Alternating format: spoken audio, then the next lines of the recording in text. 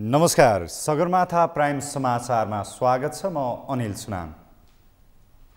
नमस्कार, म जयन्ती पुडासेनी। सबैभन्दा पहिले मुख्य समाचार। दिगो शान्ति सहितको भ्रष्टाचार मुक्त देश बनाउन स्थानीय चुनावमा एमालेले जित्नै पर्ने अध्यक्ष ओलीको दावी। बहुमत ल्याउने गरी लाग्न कार्यकर्तालाई निर्देशन। संविधानलाई लत्याउँदा एमालेको सरकार ढलेको मन्त्री बढुको दावी। खतरामा परेको संविधान जोगाउन वर्तमान सरकार बनेको जिज्ञासा।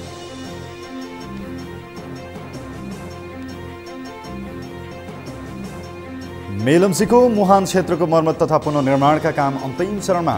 चैत्रभित्र काठमाडौँमा पानी ल्याउने आयोजनाको दावी।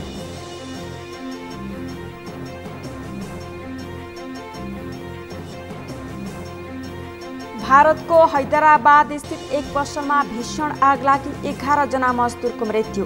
राज्य र केन्द्रीय सरकारद्वारा मृतकका परिवारलाई राहतको घोषणा।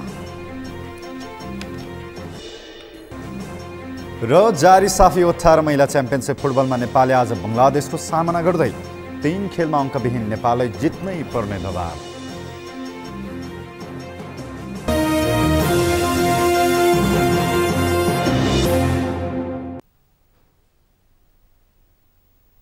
अब प्राइम समाचार विस्तारमा।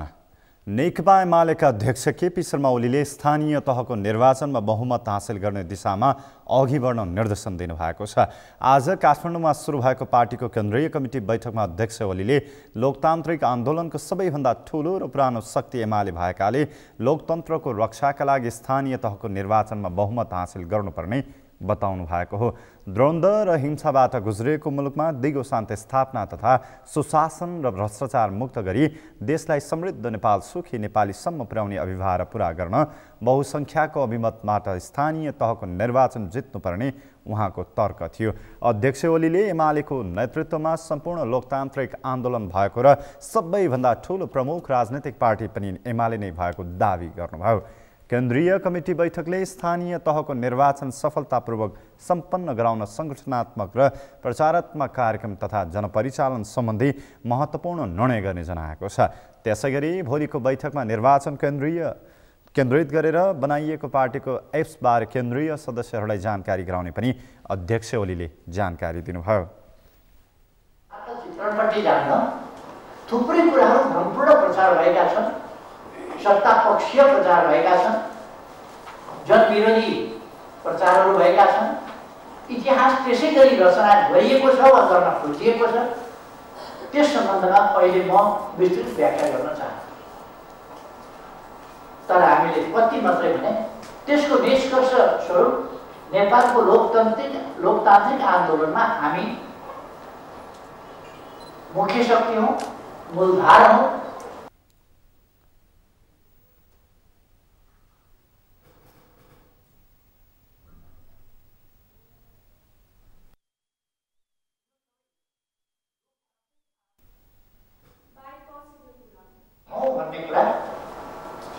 संगठनात्मक इतिहास, एकता र एकीकरणको इतिहास, आन्दोलनको इतिहास र त्यसको विरासतको इतिहास, त्यसको उत्तराधिकारको हिसाबले अनेक हिसाबले नेकपा एमाले नै देशको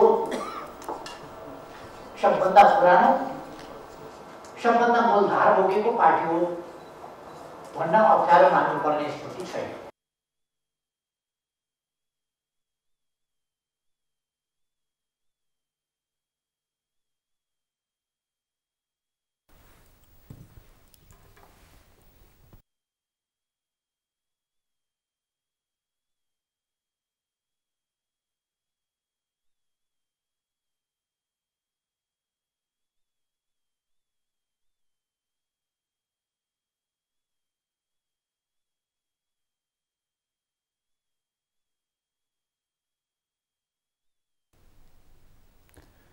प्रधानमन्त्री शेरबहादुर देउवाले कोरोना भाइरस महामारीका कारण नेपालसहित विश्वका हिमाली देशहरूमा ठूलो आर्थिक समस्या परेको बताउनु भएको छ।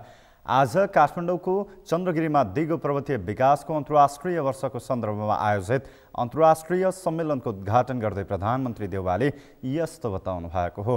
उहाँले अन्तर्राष्ट्रिय स्तरबाट सहयोग भए मात्र नेपाल लगायतका हिमाली देशहरूको अर्थतन्त्रलाई बलियो बनाउन सकिने बताउनुभयो। प्रधानमन्त्री देउवाले पर्वतीय स्रोतहरूको संरक्षण गर्न अत्यावश्यक रहेको पनि बताउनुभयो। For sustainable mountain development has been priority matter for Nepal. We raised our voice in Glasgow during COP26. But there is a long way to go for mainstreaming mountain agenda in the climate negotiations. We need stronger collaboration among the mountain countries in the UN climate change negotiation to address our agenda.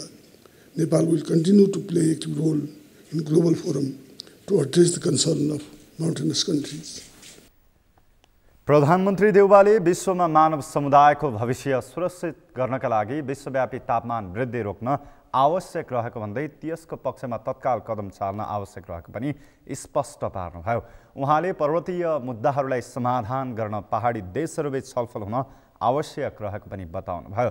वन तथा वातावरण मन्त्रालयले आयोजना गरेको 2 दिने सम्मेलनमा विभिन्न 13 मुलुकका 200 जनाको सहभागिता छ।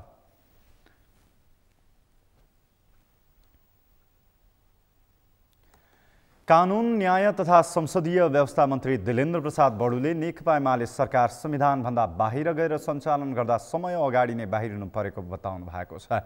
सामुदायिक रेडियो प्रसारक सङ्घ ओक्राबको 16औं वार्षिक साधारण सभा तथा सामुदायिक रेडियोहरूको राष्ट्रिय सम्मेलनलाई आज नेपालगञ्जमा उद्घाटन गर्दै मन्त्री बडुले पूर्व प्रधानमन्त्री ओली सरकार चलाउन असफल भएको बताउनुभयो। देशको प्रधानमन्त्री हुँदा जनताको भावना बुझ्न नसकेको, देश र जनताभन्दा बाहिर गएर सरकार चलाउन खोजेकाले बाहिरिनु परेको बताउनुभयो। मन्त्री बडुले वर्तमान सरकार विशेष परिस्थितिमा विशेष दायित्वका साथ बनेको भन्दै खतरामा परेको संविधानको रक्षा गर्नु सरकारको मूल जिम्मेवारी भएको बताउनुभयो। संविधानको व्यवस्था र मर्म विपरीत जान खोज्ने सबैको ओलीको नेतृत्वको सरकारको जस्तै अवस्था हुने मन्त्री बडुले बताउनुभयो। यो संविधानको मर्म बुझ्न सक्नु भएन। यो संविधानमाथि आक्रमण भयो, जुन संविधान संघीय लोकतान्त्रिक गणतन्त्रात्मक संविधान, संघीयता बोकेको छ, समावेशिता बोकेको, धर्मनिरपेक्षता बोकेको छ। यो संविधानले मलाई खुसी लाग्यो आज उद्घाटन कार्यक्रममा सबै धर्मगुरुहरूले मङ्गलाचरणको उच्चारण गर्नुभयो। कति सुन्दर कुरा छ। म त धन्यवाद दिन चाहन्छु यो प्रसारक सङ्घलाई। सम्बोधनको उद्घाटनको क्रममा यो धर्मनिरपेक्षताको र यो संविधानले सुनिश्चित गरेको सर्वधर्म सम्मेलनको कति सुन्दर नमुना आज हामीले महसुस गर्यौँ। यो आफैमा अत्यन्त उदाहरणीय काम छ। धन्यवाद दिन चाहन्छु यसका लागि। कार्यक्रममा मन्त्री बडुले संविधान रक्षा र संवैधानिक सर्वोच्चताका लागि रेडियो प्रसारकहरूको लक्ष्य बन्नुपर्ने बताउनुभयो। रेडियो प्रसारणले सामाजिक रूपान्तरण र राजनैतिक स्थायित्वको पक्षमा निरन्तर पैरवी गरिरहनुपर्ने बताउनुभयो। 2062-63 को जनआन्दोलनपछि रेडियो अभियानले नयाँ गति लिएको भन्दै मन्त्री बडुले सरकार सामुदायिक रेडियोहरूको विकासका लागि सधैँ सकारात्मक र प्रतिबद्ध रहेको पनि बताउनुभयो। उहाँले रेडियोहरूको नवीकरण शुल्क छुट, रोयल्टीमा 50% छुट, विद्युत महसुलमा छुट लगायतका सहुलियत दिएर पनि सहयोग गरिरहेको बताउनुभयो।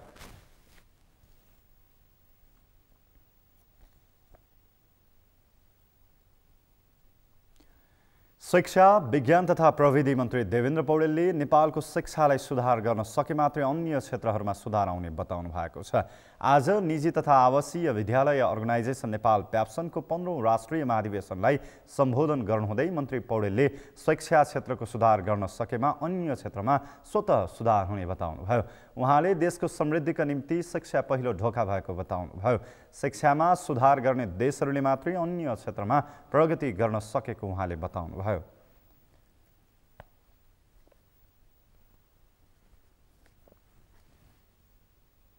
मन्त्री पौडेलले देशलाई सक्षम जनशक्ति उत्पादन गर्न शिक्षा आवश्यक रहेको बताउनुभयो। तर अहिले शिक्षालाई सिपमा बदल्दै रोजगारीसँग जोड्ने शिक्षा आवश्यक रहेको उहाँको भनाइ छ। उहाँले व्यावहारिक, वैज्ञानिक र उत्पादनमूलक शिक्षा हुने गरी पाठ्यक्रम बनाउनु पर्ने समेत बताउनुभयो। मन्त्री पौडेलले शिक्षामा संरचनागत र नीतिगत सुधार आवश्यक रहेको भन्दै त्यसको सुधारका लागि मन्त्रालयले काम गरिरहेको उल्लेख गर्नुभयो।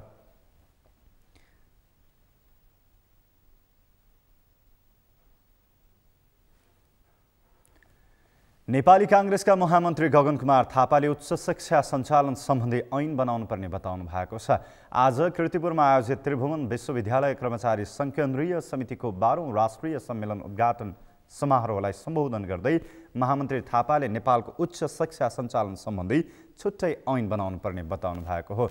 नेपालमा नयाँ संविधान बनेर संघीयतामा प्रवेश गरिसकेको सन्दर्भमा आजसम्म पनि नयाँ ऐन बनाउन नसकिएको भन्दै उहाँले उच्च शिक्षा सञ्चालन सम्बन्धी ऐन निर्माण गर्न ढिलो भइसकेको बताउनुभयो। महामन्त्री थापाले ऐन बनाएर उच्च शिक्षामा कसले कति लगानी गर्ने, विश्वविद्यालय कसरी चलाउने, नयाँ विश्वविद्यालय खोल्ने नखोल्ने र शिक्षाको सम्बन्धमा सङ्घ र प्रदेशको जिम्मेवारी के हुने भन्ने विषयमा छलफल हुनुपर्ने बताउनुभयो। परिवर्तन गर्यौं, संविधानले नयाँ संरचना बनायो, स्थानीय सरकार बनाएका छौँ, प्रदेश सरकार बनाएका छौँ, शिक्षाका बारेमा संविधानमा त्यत्रा कुराहरू बोलेका छौँ, संविधानमै हामीले प्रदेश सरकारलाई के जिम्मेवारी दिएका छौँ, उच्च शिक्षाका सन्दर्भमा पनि साझेदारीका कुराहरू गरेका छौँ। तर यत्रो ठुलो परिवर्तन पछाडि चाहिँ हामी विश्वविद्यालय कसरी सञ्चालन गर्ने भन्ने कुराहरूको सन्दर्भमा चाहिँ मूल विषयमा प्रवेशै गर्न चाहेनौँ। 2074 सालको निर्वाचन पछाडि जब हामीले निर्वाचन गर्यौँ, संविधानको काम टुङ्ग्यायौँ, 74 को निर्वाचन पछाडि म शिक्षा स्वास्थ्य समितिको सदस्य भएको, संसदमा त्यहीभित्र रुचिपूर्वक काम गरेको सदस्य भएको हुनाले गर्दा पनि मेरो यसमा अलिकति बढी जोड पनि रह्यो र मैले प्रतिपक्षी दलको सांसदकै ठाउँबाट पनि त्यो बेलामा सरकार चलाइराख्नु भएको प्रधानमन्त्रीजीलाई, मन्त्रीजीलाई संसदमा समितिमा पटक पटक एउटा कुरा आग्रह गरेको कि यत्रो ठुलो परिवर्तन भयो, चुनाव भयो, अब यो निर्वाचन पछाडि नै हो कि यो सरकारले सबैभन्दा पहिला खास गरिकन नेपालको सन्दर्भमा उच्च शिक्षालाई सञ्चालन कसरी गर्ने भनेर उच्च शिक्षाको एउटा ऐन लिएर आउनै पर्छ। त्यो उच्च शिक्षाको ऐन ल्याइसकेपछि हामीले उच्च शिक्षाको हाम्रो डिरेक्सन के अघि भनेको जस्तै हामी उच्च शिक्षामा लगानी कति गर्ने, उच्च शिक्षामा साझेदारी कसरी, अहिले उच्च शिक्षाको बहस यहाँ मात्र होइन, संसारका थुप्रै हामी अहिले पछिल्लो समयमा खास गरिकन अमेरिकाको अस्तिको राष्ट्रपतिको चुनावको एउटा महत्त्वपूर्ण मुद्दा हामीले हेऱ्यौँ भने उच्च शिक्षामा लगानी कसले गर्ने, खास गरिकन अहिलेको नयाँ राष्ट्रपति आइसके पछाडि वर्षौँदेखि ऋणमा उच्च शिक्षा हासिल आर्जन गरिरहेका, उच्च शिक्षा हासिल गर्ने प्रयत्न गरिरहेका विद्यार्थीहरूको ऋण मिनाको विषय त्यत्रो ठुलो विषय बनेको छ। महामन्त्री थापाले त्रिभुवन विश्वविद्यालयमा अहिले देखिएको समस्या समाधानका लागि सबै पक्ष जिम्मेवार भएर लाग्नुपर्ने बताउनुभयो। विश्वविद्यालयमा जिम्मेवारीमा रहनुहुने कसैले पनि राजनैतिक पूर्वाग्रह राखेर काम गर्न नहुने उहाँले बताउनुभयो।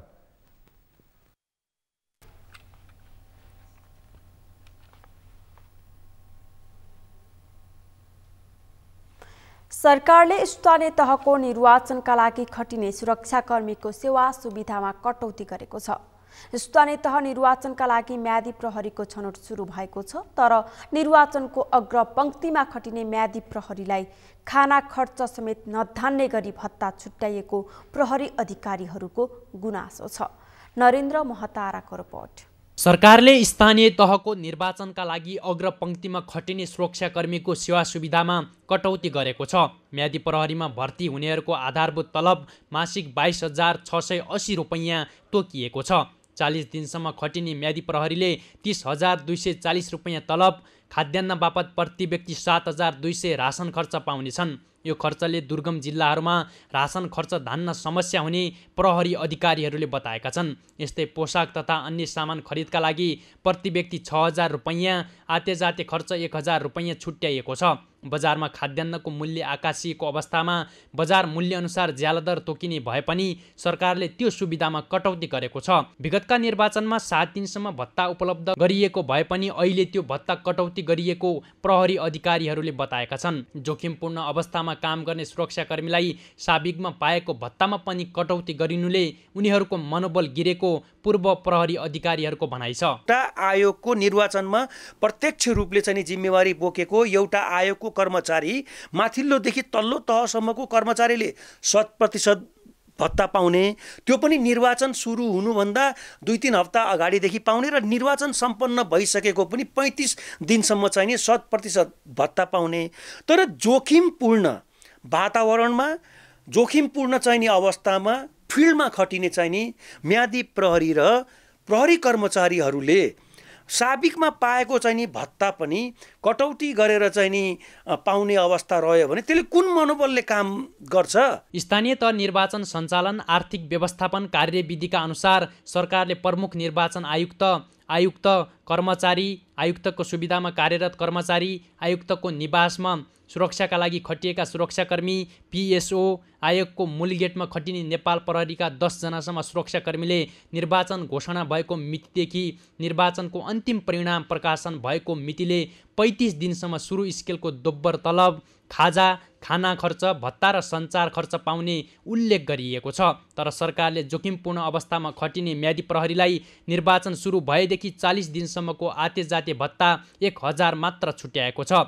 तर राज्यले निर्वाचनका क्रममा खटिने प्रहरीलाई न्यूनतम सेवा सुविधा उपलब्ध गरेकाले यसलाई कम भन्न नमिल्ने सरकारी अधिकारीहरूको भनाइ छ। राज्यले एउटा प्रहरी जवानलाई सरकारले दिएको न्यूनतम वेतन तलब बमोजिमको नै तलब दिएको अवस्था छ भने 7200 चाहिँ नि रासन बापत भत्ता दिएको छ। कपडा लगायत लत्ता कपडाको लागि एकमुष्ट 6000 दिएको छ। आते जाते टिएडी भत्ता अथवा भाडाको आउने जाने गाडीको लागि 1000 रुपियाँ पैसा दिएको छ भनेपछि त्यो भनेको न्यूनतम सुविधा राज्यले एउटा प्रहरी जवानलाई जति दिने हो त्यति दिएको छ। त्यसकारणले कम भन्न मिल्दैन। विगतका वर्षहरूमा निर्वाचन सम्पन्न गराउन म्यादी प्रहरीको भूमिका महत्त्वपूर्ण रहेको देखिन्छ। सरकारले उनीहरूको मनोबल उच्च बनाउन सेवा सुविधामा कटौती होइन बढोत्तरी गर्न आवश्यक देखिन्छ। सगरमाथा टेलिभिजनका लागि क्यामेरामा केशव तिमिलसिन्हाका साथमा नरेन्द्र महतारा, काठमाडौँ। अभिनेता पूर्णविक्रम शाह अर्थात् पल शाह विरुद्ध नाबालिगका बलात्कार अभियोगमा अदालतमा मुद्दा दायर भएको छ। शाहलाई बलात्कार गरेको अभियोग र उनका म्यानेजर कृष्ण जोशीलाई बलात्कारको मतियार बनेको अभियोग लागेको छ। बलात्कारको घटना भएका बेला गायिका 15 वर्ष 9 महिनाकी मात्र भएकाले शाहलाई 14 वर्षसम्म कैद सजाय हुनुपर्ने सरकारी वकिल कार्यालयले माग गरेको छ। पुष्कर खतिवडाको रिपोर्ट। एक नाबालिग गायिकामाथि बलात्कार गरेको आरोपमा प्रहरी हिरासतमा रहेका अभिनेता पूर्णविक्रम शाह पल शाहलाई दोषी ठहर भएको अवस्थामा 12 देखि 14 वर्षसम्म कैद सजाय हुने भएको छ। पीडित भनिएकी नाबालिग गायिकाको जन्मदर्ता अनुसार नवलपुरमा बलात्कार भयो भनिएको मितिमा उनी 15 वर्ष 8 महिना 4 दिनको मात्रै भएको अभियोग पत्रमा उल्लेख गरिएको छ। जसका कारण शाह विरुद्ध मुलुकी फौजदारी अपराध संहिता 2074 को दफा 219 को उपदफा 3 को ग आकर्षित हुने अभियोग पत्रमा उल्लेख गरिएको छ। गमा 14 वर्षभन्दा बढी र 16 वर्षभन्दा कम उमेरकी किशोरीसँग सहमतिमै यौन सम्बन्ध राखे पनि बलात्कार ठहर हुने र यस्तो कसुर गर्नेलाई 12 देखि 14 वर्षसम्म कैद सजाय हुने उल्लेख छ। नाबालिग गायिकामाथि बलात्कार गरेको अभियोग लागेका अभिनेता पल शाह विरुद्ध जिल्ला अदालत तनहुँमा मुद्दा दायर भएको छ। यसअघि पूर्वी नवलपरासीमा पनि पल विरुद्ध यस्तै मुद्दा परेको छ। तनहुँ प्रहरीले गरेको अनुसन्धानका आधारमा जिल्ला सरकारी वकिल कार्यालयले अदालतमा दायर गरेको अभियोग पत्रमा अभियुक्त शाहसँगै पीडित पक्षको पनि बयान पेश गरिएको छ। पीडित बालिकाले आफूसँग विवाह गर्छु भन्दै शाहले पटक पटक करणी गरेको अभियोग छ। तर शाहले भने आफूमाथि लागेको बलात्कारको आरोप स्वीकारेका छैनन्। उनले प्रहरी समक्ष दिएको बयानमा झुठा उजुरी दिएर फसाउन खोजिएको दावी गरेका छन्। यता शाहका म्यानेजर कृष्ण जोशी पनि सजायको भागीदार हुन सक्ने देखिएको छ। सगरमाथा टेलिभिजनका लागि पुष्कर खतिवडाको रिपोर्ट। सगरमाथा प्राइम समाचारमा एकैछिन विश्रामपछि मेलम्चीको मुहान क्षेत्रको मर्मत तथा पुनर्निर्माणको काम अन्तिम चरणमा, चैतभित्र काठमाडौँमा पानी ल्याउने आयोजनाको दावी।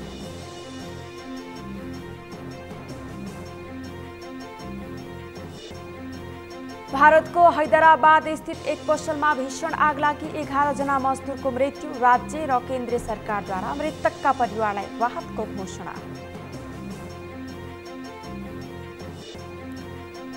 र जारी साफ अन्डर 18 महिला च्याम्पियनसिप फुटबलमा नेपालले आज बंगलादेशको सामना गर्दै 3 खेलमा अङ्कविहीन नेपाललाई जित्नै पर्ने दबाव।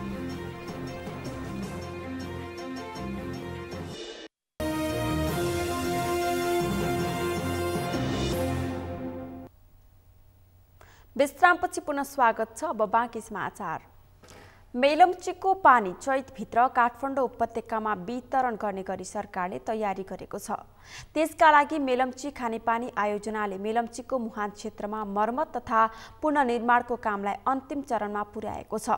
गत असार 1 र साउन 15 गते मेलम्चीमा आएको बाढीले आयोजनाको मुहान क्षेत्र क्षतिग्रस्त बनाएको थियो। तर त्यसलाई अस्थायी रूपमा मात्रै भए पनि मर्मत सम्भार गरेर पानी ल्याई सरकारले तोकेकै समयमा उपत्यकावासीलाई खानेपानी वितरण गर्ने मेलम्ची आयोजनाले दाबी गरेको छ। मेनुका लम्सालको रिपोर्ट।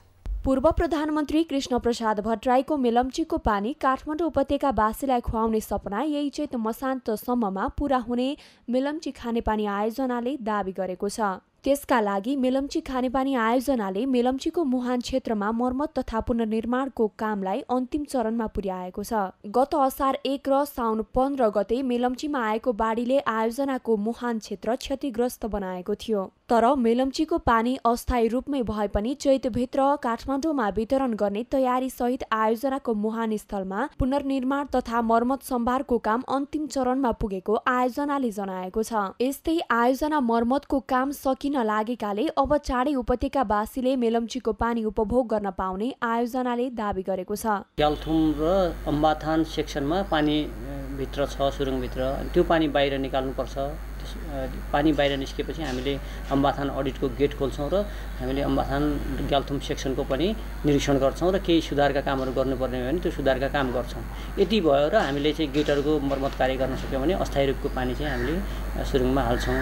र यो लक्ष्य भनेको अब नेपाल सरकारले तोकेको लक्ष्य अनुसारै उपलब्धि हुन्छ भन्नेमा हामी विश्वास छौँ र निर्माण व्यवसायी हाम्रा प्राविधिकहरू दिनरात खटिएर चाहिँ काम गरिरहेको अवस्था छ। मेलम्चीमा आएको बाढीले आयोजनाको मुख्य सुरुङभित्रै लेदो पसेकाले त्यसलाई सफा गर्ने काम भइरहेको आयोजनाले जनाएको छ। यस्तै गेट नम्बर 1 र 9 को सफाई गर्ने काम सकिएको आयोजनाले जनाएको छ। तर 38 नम्बर गेटको मर्मत कार्य बाँकी रहेकाले त्यसको मर्मत पछि मात्र काठमाडौँ उपत्यकामा पानी ल्याउन सकिने आयोजनाले जनाएको छ। अहिले हामीले चाहिँ अस्थायी रूपमा भए पनि मेलम्चीको पानी चाहिँ काठमाडौँ उपत्यकामा ल्याउनका लागि केही अत्यन्त आवश्यक कामहरू गरिरहेका छौँ। त्यसमध्ये हेडवर्क्समा भएको वैकल्पिक प्रणालीको गेट नम्बर 1 हामीले सफा गरिसकेका छौँ। त्यसै गरी वैकल्पिक सुरुङको गेट नम्बर 9 आउटलेट हो होइन, आउटलेट गेट नम्बर 9 पनि हामीले सफा गरिसकेका छौँ। र यो वैकल्पिक प्रणालीबाट मुख्य सुरुङमा पानी हाल्ने गेट नम्बर 38 को अब मर्मतको कामहरू गर्नुपर्नेछ। खानेपानीको अभावमा छटपटिएका काठमाडौँ उपत्यकावासीलाई करिब 9 महिनाको पर्खाइपछि मेलम्चीको पानी आउने झिनो आशा पलाएको छ। सगरमाथा टेलिभिजनका लागि क्यामेरामा पूर्ण वाग्लेका साथ मेनुका लम्साल, काठमाडौँ। माथिल्लो अरुण जलविद्युत परियोजना निर्माणमा लगानीको लागि कुनै समस्या नभएको सरकारी अधिकारीहरूले बताएका छन्। देश बनाउने प्रतिबद्धता मात्र आवश्यक भएको उनीहरूले बताएका छन्। परियोजना निर्माणपछि उत्पादित विद्युत खपतका लागि बजारको अभाव नभएको पनि उनीहरूले दाबी गरेका छन्। एक रिपोर्ट। मंगलबार नेपाल विद्युत प्राधिकरणले माथिल्लो अरुण जलविद्युत परियोजनामा लगानी जुटाउने उद्देश्यले बैंक तथा वित्तीय संस्था र सार्वजनिक वित्तीय संस्थासँगको छलफल कार्यक्रममा अर्थमन्त्री जनार्दन शर्माले परियोजना निर्माणमा लगानीका लागि कुनै पनि समस्या नभएको बताए। यस परियोजना सरकारको परियोजना भएकाले ढुक्क भएर लगानी गर्न उनले लगानीकर्ताहरूलाई आग्रह गरे। मन्त्री शर्माले सरकार माथिल्लो अरुण मात्रै नभएर अरुणसँगै बुढी गण्डकी, मुगु, कर्णाली लगायत अन्य जलाशययुक्त आयोजना तत्काल अगाडि बढाउने तयारीमा रहेको बताए। यो लगानी अहिले भएका हाम्रा संस्थानहरूले नगरे पनि अन्तर्गत लगानी ल्याउन सकिन्छ। लगानीको समस्या होइन, हाम्रो स्ट्रङ कमिटमेन्ट चाहियो। हामी यो गर्छौँ, यसरी गर्छौँ भन्ने कुरा पहिलो कुरा हो। त्यसको लागि स्पष्ट नीति पनि चाहिन्छ। कमिटमेन्ट पछि नीति चाहियो। यस्तो नीतिका आधारमा हामी गर्छौँ भन्ने नीति चाहियो हामीलाई, जो नीतिले हामीलाई निर्देशित गरोस्। त्यो अघि मैले भनेको कुराको समीक्षाबाट नीति नयाँ बनाउनलाई हामीलाई मद्दत पुग्छ। अनि वस्तुवादी योजना चाहियो। अघि हेरियो वस्तुवादी योजना चाहियो।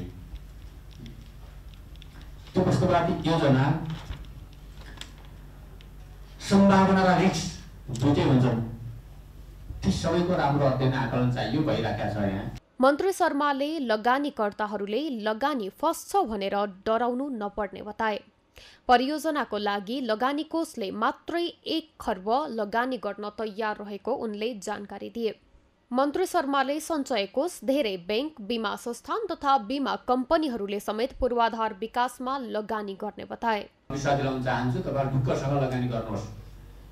अघि भनेको कुरा पनि सबै कुरा पनि हुनुपर्छ। लगानी गर्ने कुरा पनि गर्ने। मैले भनिसकेँ, लगानीको समस्या छैन। नागरिक लगानी कोषले मात्रै 1 खरब लगानी गर्न तयार छ। मैले अस्ति भनेको छु त्यही। मैले मलाई सोधे 1 खरब 5 अरब अहिले लगानी गर्न पाइने पैसा बसेर गर्नुहुन्छ। सञ्चय कोषसँग त्यस्तै छ। अरू सबै बैंकहरूका सबै त्यसरी भने जस्तो नगरे पनि के अरब गर्ने उहाँसँग क्षमता छ। अहिले बीमा संस्थानसँग पैसा छ। अर्को के भन्छ, पुनर्बिमासँग पैसा छ। के अरे अर्को के भन्छ, यो के अरे ऋतुपत्र, नेप्से, तिनीहरूलाई तपाईँहरूले पुँजी निर्माण गर्नुहोस् भन्ने छ। लक्ष्य त्यो पुँजी इन्फ्रास्ट्रक्चर लगानी गर्नुपर्छ। त्यस्तै ऊर्जा, जलस्रोत तथा सिंचाई मन्त्री पम्फा भुसालले बिजुलीको बजार कहाँ होला भनेर चिन्ता नगर्न लगानीकर्तालाई आग्रह गरिन्। उनले विद्युत निर्यातको बाटो सरकारले खोलिसकेको बताइन्। मन्त्री भुसालले विद्युत निर्यात बढाउनको लागि भारतसँग राजनीतिक तथा कूटनीतिक तवरबाट संवाद भइरहेको पनि बताइन्। अब हामी बढी दक्षिण तिर भर परेथ्यौँ र बङ्गलादेशले माग्दा पनि हामीले अझै बाटो खुल्न नसकेको चाहिँ एउटा स्थिति थियो। बिस्तारै चीनले पनि तिमीहरूको बिजुली तिमीहरू हामी आयोजना दिन्छौँ, उत्पादन गरेर आफै लानुपर्छ, हामीलाई पुग्ने भइसक्यो, इन्डियाले लिन्न भनेपछि उनीहरूले भने त्यो अध्ययनसहित लैजाने गरेर आयोजना माग गरिराखेको चाहिँ एउटा सन्दर्भ छ। जब केही आयोजना उनीहरूले लिएलान् उनीहरूका कम्पनीले, त्यसपछि त्यत्रो ट्रान्समिसनको लागत उठाउनलाई पनि हाम्रो बिजुली उनीहरूले लानुपर्छ। सरकारले परियोजनाको समय र लागत नबढाउने विषयमा प्रतिबद्धता गरे लगानी गर्न आफूहरू तयार रहेको स्वदेशी लगानीकर्ताहरूले बताएका छन्। माथिल्लो अरुणमा लगानी गर्न विश्व बैंक, एसियाली पूर्वाधार लगानी बैंक लगायतका बहुपक्षीय दात्री निकायहरू समेत तयार रहेको विद्युत प्राधिकरणले बताएको छ। बाराको निजगढ नगरपालिकाले 2, 3, 12 र 13 नम्बर वडा कार्यालयको भवन निर्माण सम्पन्न गरी सेवा दिन थालेको छ। आधुनिक प्रविधिको माध्यमबाट वातावरण मैत्री तथा भूकम्प प्रतिरोधात्मक फ्याब प्रविधिको वडा कार्यालय निर्माण सम्पन्न गरी दैनिक सेवा प्रवाह गर्न थालेको हो। तर बाहिरी संरचना निर्माणले भवनको जति आकर्षण देखिए पनि जनताले पाउनुपर्ने सेवा सुविधालाई ध्यान दिन आवश्यक रहेको निजगढ नगरपालिकाले बताएको छ। अलिकति समीक्षा गर्नै पर्छ। हिजोको दिनमा चाहे यस 13 नम्बर वार्डमा चाहे सडकको कस्तो कन्डिसन थियो, कस्तो हालत थियो, तपाईँ हामीले बिर्सेका छैनौँ। चाहे खानेपानी, नगरपालिकाले अहिले 4 वडा कार्यालय मार्फत दैनिक रूपमा 20,000 भन्दा बढी सेवाग्राहीलाई सेवा दिन सहज भएको प्रशासकीय अधिकृत सुमन कुमार कार्कीले बताए। सिलबन्दी दरबार पत्र आह्वान गरेर सबैभन्दा घटी चाहिँ कभर गर्नेलाई हामीले चाहिँ यो निर्माण कार्यको ठेला गरेका थियौँ। 1 करोड 20 लाखको लागतमा 4 वटा वडाको भवन निर्माण सम्पन्न भएको नगरपालिकाले जनाएको छ।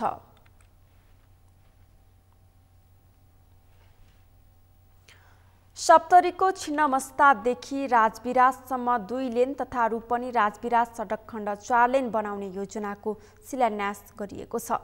छिन्नमस्ता र रूपनी गाउँपालिकामा आयोजित एक कार्यक्रमका बीच जसपा अध्यक्ष उपेन्द्र यादव तथा संघीय सरकारका भौतिक पूर्वाधार तथा यातायात मन्त्री रेणु यादवले उक्त दुवै आयोजनाको संयुक्त रूपमा शिलान्यास गर्नुभएको हो।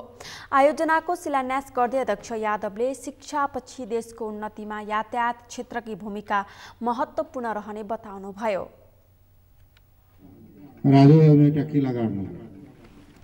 एक बाद सरकार चेंज भ गए, माधव नेपाल जी प्रधानमंत्री भेला तो वो की के लिए एक रेलवे बोर्ड बना दिया।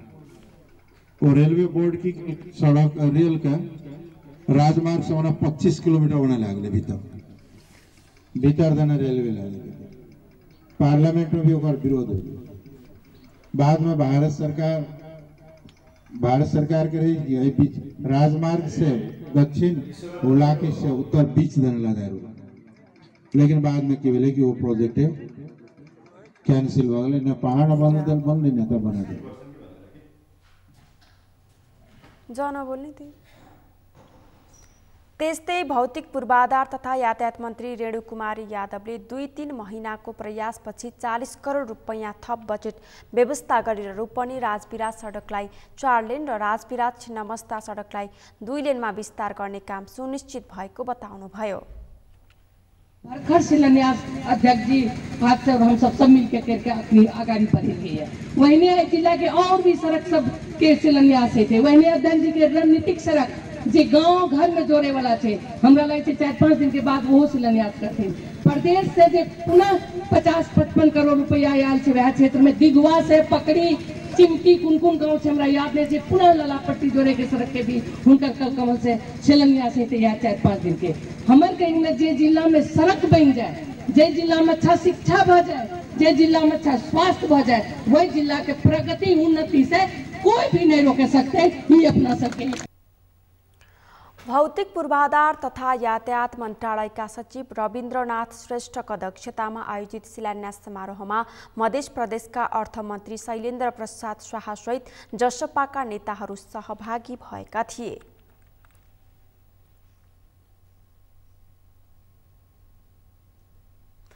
सेवाग्राहीको भिड लागेसँगै यातायात व्यवस्था कार्यालय अस्तव्यस्त बन्ने गरेको छ।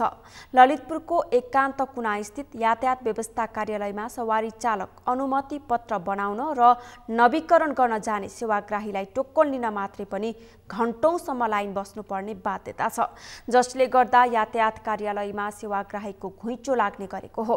टोकन लिइसकेपछि पनि बैंकमा राजस्व जम्मा गर्न, फारम बुझाउन र पूर्ण रूपमा काम सम्पन्न गर्न असहज भएको सर्वसाधारणको भनाइ छ। तर आफूहरू बिहानैदेखि टोकन लिएर लाइनमा बसे पनि बिचौलिया मार्फत आउनेहरूले सेवा पाउन नसकेको सेवाग्राहीहरूको गुनासो छ। यहाँ कोही चिना मान्छे नि बिचौलियालाई कोही मैले यहाँ अहिले 1000 रुपियाँ दिने हो, कोही चिना मान्छे नि उनीहरूले फुत्तो गरेर भित्रबाट यो निकालिदिइहाल्छ। 1500-1000 भन्दै पनि आयो मान्छे होइन, दाइ 1500 दिनु म कुपन गरिदिन्छु भन्ने मान्छे पनि आयो। अनि तपाईँको लाइन बस्नु, यहाँ म 6-7 ठाउँ कति ठाउँ गएँ, कहिले भित्र कहिले बाहिर पठाउने दुनियाँ गर्ने, अनि यहाँ जाँदा नि राम्रोसँगले रेस्पोन्स नदिने। हेर्नु है, ऊ आफै यो च्यात्ने अनि फेरि अनि कसले च्याते भनेर ऊ यहाँ मलाई उल्टा ब्लेम लाउने के भित्रभित्र, बुझ्नुभयो नि। यातायात कार्यालयमा पर्याप्त कर्मचारी नभएको कारण काममा केही त्रुटि देखिने गरेको कार्यालय प्रमुख अच्युत रेग्मीले बताउनु भएको छ। कार्यालयमा सेवाग्राहीको चाप अत्यधिक भए पनि त्यसअनुसार पर्याप्त कर्मचारी नहुँदा सेवा प्रवाहमा समस्या देखिएको उहाँले बताउनुभयो। लाइनमा बसेर सेवा लिदिनु होला, टोकन लिएर लिदिनु होला भनेर मैले भनेको पनि छु। र अर्को कुरा चाहिँ तपाईँको यो कार्यालयमा एकदमै महत्त्वपूर्ण कामहरू हुन्छ कि सवारी चाहिँ चालक अनुमति पत्र लाइसेन्स भन्ने चिज चाहिँ नि एकदमै इम्पोर्टेन्ट सर्भिस हो होइन, त्यस कारणले महत्त्वपूर्ण काम हुन्छ। अब यहाँ चाहिँ काम गर्ने क्रममा कसैले पनि दायाँ बायाँ यो गर्छु त्यो गर्छु भनेर पैसा माग्ने, यसो गर्ने उसो गर्ने केही गर्यो भने त्यो केही पनि त्यो कुनै कुरामा यहाँहरू संलग्न नहुनु होला। एकान्त कुना कार्यालयमा दैनिक 1500 हाराहारीमा सेवाग्राही पुग्ने गरेका छन्। कार्यालयका अनुसार लाइसेन्स नवीकरणका लागि मात्रै दैनिक 300 जनासम्म सेवाग्राही एकान्त कुना पुग्ने गरेका छन्।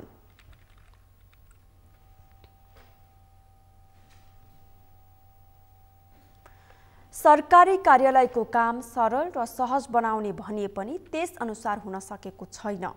सरकारी कार्यालयको सेवा सहज बनाउन डिजिटल प्रविधिको उपयोग पनि राम्ररी हुन सकेको छैन। त्यसैले सेवाग्राहीको लामो लाइन हुनु कुनै नौलो कुरा भएन।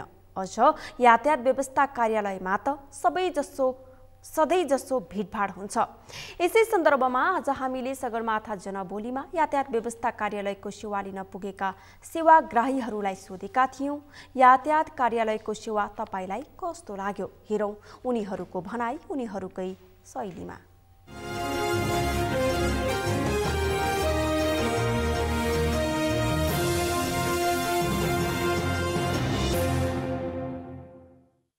तपाईँको बाहिर 1500 1000 भन्दै पनि आयो मान्छे हैन दाइ 1500 दिनु म कुपन गरिदिन्छु भन्ने मान्छे पनि आयो अनि तपाईको लाइन बस्नु यहाँ म 6-7 ठाउँ कति ठाउँ गए कहिले भित्र कहिले बाहिर पठाउने दुनिया गर्ने अनि यहाँ जाँदा नि राम्रोसँगले रेस्पोन्स नदिने हेर्नु है ऊ आफै यो च्यात्ने अनि फेरि अनि कसले च्याते भनेर ऊ यहाँ मलाई उल्टा ब्लेम लाउने के भित्र बुझ्नुभयो नि म यहाँ मात्र कतिचोटि गयो नि 10 चोटि घुमियो वरिपरि मात्रै क्या भित्र बाहिर हैन अब यो हाम्रो पैसा तिर्नलाई हामीलाई नै अब बिहानदेखि बेलुकासम्म फ्रीमा त हैन नि यो काम यो त पैसा लाग्छ नि त सबै फ्रीली दिएको भए ओहो हो फ्रीमा हो ल वेटिङ हैन एउटा कुरो तपाईहरु यसरी पैसा तिरेर यसो काम गर्नु पर्दा पनि एउटा छैन के 6 बजेदेखि आएर अहिलेको कति बजे हेर्नुस् घडी अहिले ल तपाईको 3 बज्न लाग्यो कति टाइम वेस्ट छ मैले यहाँ आएर नै लाइन बसेर दिनभरि बिताएर नै लिएको कुनै त्यो झेली गरेर बेलाइनमा गएर पैसा खुवाएर त्यसरी लिएको होइन अब अहिले के भन्छ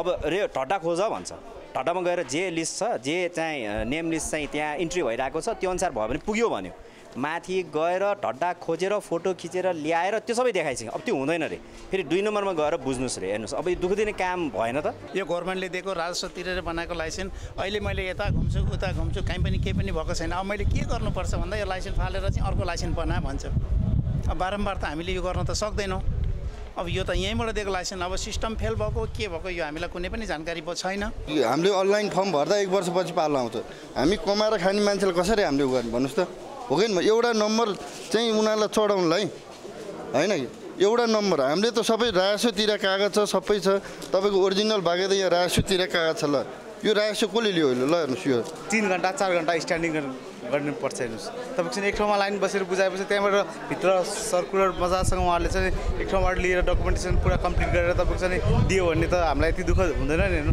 म्यानेजमेन्ट एकदम यहाँको फितलो छ व्यवस्थापन एकदम नराम्रो छ हेर्नुहोस् मान्छेहरू त्यो यताउता लेनदेन कुरा भइरहेको थियो हामीले नै अब आँखै अगाडि देखायो त्यो आँखै अगाडि देखायो त व्यस्त हुन्छ अब हामीले आँखै नदिँदा कति हुन्छ त्यो त भन्नै सकिँदैन अब त्यो बिदा लिएर आएर पनि अनि त्यसपछि बिहान टोकनको लागि लाइन फेरि अर्को लाइन अनि फेरि अर्को लाइन अनि अहिले फेरि लाइन हुनु राम्रो हो तर एउटै लाइनबाट सम्पूर्ण कुरा व्यवस्थापन गरिदिएर भित्रभित्रैबाट सक्दिएर 1-1.5 घण्टामा सिद्धिने भए हुन्थ्यो तर कहाँनिर के भइरहेछ यत्रो एउटा लाइसेन्स रिन्यू गर्न 4 घण्टा भनेको त इट्स टु मच नि हैन यो त पुरै एउटा होल डे नै लिभ लिएर आउनु पर्ने छ के यहाँ त्यो चाहिँ अलि समस्या हो सबैलाई मलाई मात्र होइन 4 घण्टा भइसक्यो हैन 10 बजे अब अहिलेसम्म सिधै छैन पैसा तिर्नु बाँकी छ तिरेर पनि अब कहिले बेला निस्किने हो त्यो पनि थाहा छैन त्यो नेपालको व्यवस्था भनेको यस्तै हो अब राम्रो हुन्छ कहीँ हुन्छ हुँदैन 2-3 घण्टा लाइन बस्नै पर्छ त्यो पनि बसे पनि कहिले छैन भन्छ कहिले आएको छैन भन्छ 1.5 वर्ष भइसक्यो आइरहेको अर्थमा छैन सिधा जनतासँग कर मात्रै लिने यो सरकारले केही पनि गरेको छैन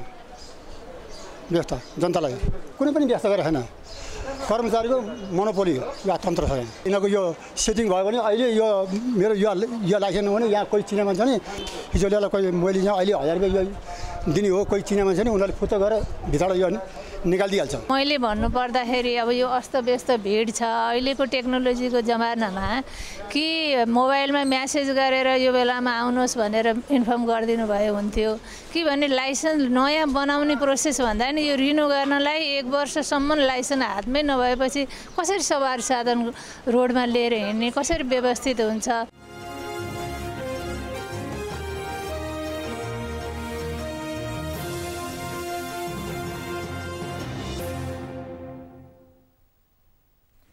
विश्वभर मार्च 24 में मनाइने विश्व क्षयरोग दिवस नेपालमा पनि विभिन्न कार्यक्रम गरी सप्ताहव्यापी रूपमा दिवस मनाइने भएको छ। आज राष्ट्रिय क्षयरोग नियन्त्रण केन्द्रले पत्रकार सम्मेलन गरी बिहीबार पर्ने यस वर्षको विश्व क्षयरोग दिवस क्षयरोग अन्त्यका लागि लगानी बढाउँ जीवन बचाउँ भन्ने नाराका साथमा विभिन्न कार्यक्रम गरी मनाउन लागिएको जानकारी गराएको छ। विश्व स्वास्थ्य संगठनले भने विश्व क्षयरोग दिवसको मूल नारा invest to end TB save lives भन्ने तय गरेको छ। विश्व स्वास्थ्य संगठनको वार्षिक प्रतिवेदन 2020 अनुसार संसारभरि करिब 79 लाख मानिसहरू क्षयरोगबाट पीडित छन्, जसमध्ये 55 लाख पुरुष, 33 लाख महिला र 11 लाख बालबालिका रहेका थिए। क्षयरोगका कारण वार्षिक 15 लाख मानिसको मृत्यु हुने गरेको अनुमान रहेको राष्ट्रिय क्षयरोग नियन्त्रण केन्द्रले जनाएको छ। नेपालमा भने गत आर्थिक वर्ष 2077-78 को तथ्याङ्क अनुसार 28,677 जना क्षयरोगका बिरामीहरू उपचारका लागि दर्ता भएको जनाइएको छ। क्षयरोगको उपचार सफलता दर 91% रहेको केन्द्रले बताएको छ।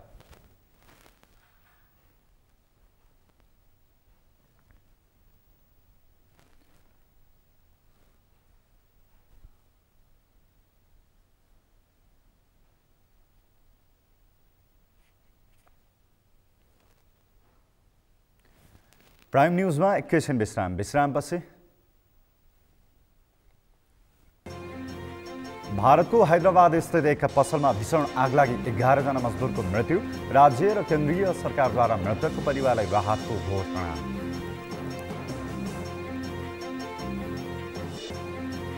र जारी साफी 18 महिला च्याम्पियनसिप फुटबलमा नेपालले आज बङ्गलादेशको सामना गर्दै 3 खेलमा अङ्कविहीन नेपाललाई जित्नै पर्ने दबाव।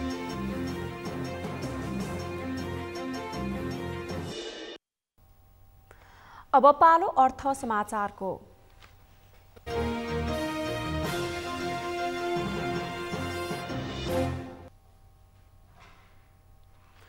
दुई दिन लगातार रूपमा वृद्धि भएको नेप्से परिसूचकमा आज गिरावट आएको छ। आज नेप्से परिसूचक 20.34 अङ्क घटेर 2630.36 बिन्दुमा झरेको छ। त्यस्तै सेन्सिटिभ इन्डेक्स 4.22 अङ्कले घटेको छ भने फ्लोट इन्डेक्स 1.47 र सेन्सिटिभ फ्लोट इन्डेक्स 1.56 अङ्कले घटेको छ। आज कारोबारमा आएका 226 कम्पनीको 39,85,000 किता सेयर 2,04,63,52,000 रुपैयाँ बराबरको खरिद बिक्री भएको छ। हिजोको तुलनामा कारोबार रकममा समेत गिरावट आएको छ। हिजो 2,51,58,94,178 रुपैयाँ बराबरको कारोबार भएको थियो।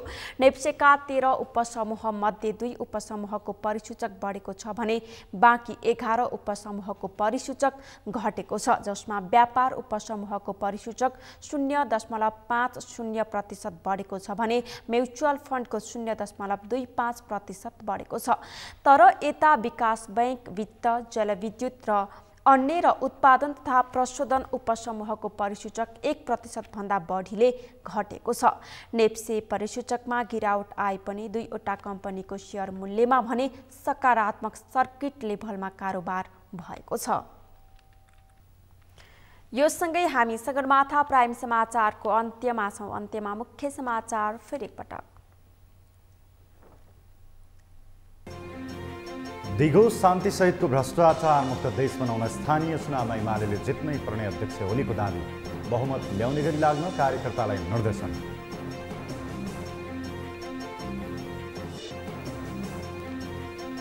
संविधानलाई लत्याउँदा एमालेको सरकार ढलेको मन्त्री बढुको दाबी। खतरामा परेको संविधान जोगाउन वर्तमान सरकार बनेको जिकिर।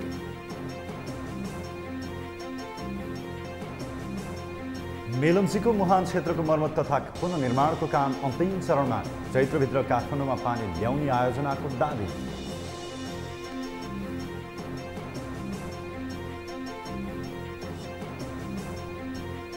भारतको हैदराबाद स्थित एक पसलमा भीषण आग लागि 11 जना मजदुरको मृत्यु। राज्य र केन्द्रीय सरकारद्वारा मृतकका परिवारलाई राहतको घोषणा। र जारी साफी 18 महिला च्याम्पियनसिप फुटबलमा नेपालले आज बङ्गलादेशको सामना गर्दै 3 खेलमा अङ्कविहीन नेपाललाई जित्नै पर्ने जवाब।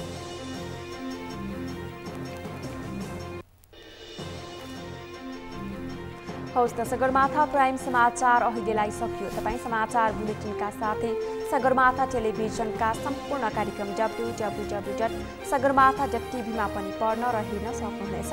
साथै युट्युबमा youtube.com/sagarmatha.tv नेपालमा हेर्न सक्नुहुनेछ। तपाईँ हामीलाई फेसबुकमा पनि facebook.com/STV नेपालमा फलो गर्न सक्नुहुनेछ। समाचारको शिखर नेपालको गौरव नेपालको पहिलो न्युज च्यानल सगरमाथा टेलिभिजन हेर्दै गर्नुहोला। नमस्कार। नमस्कार।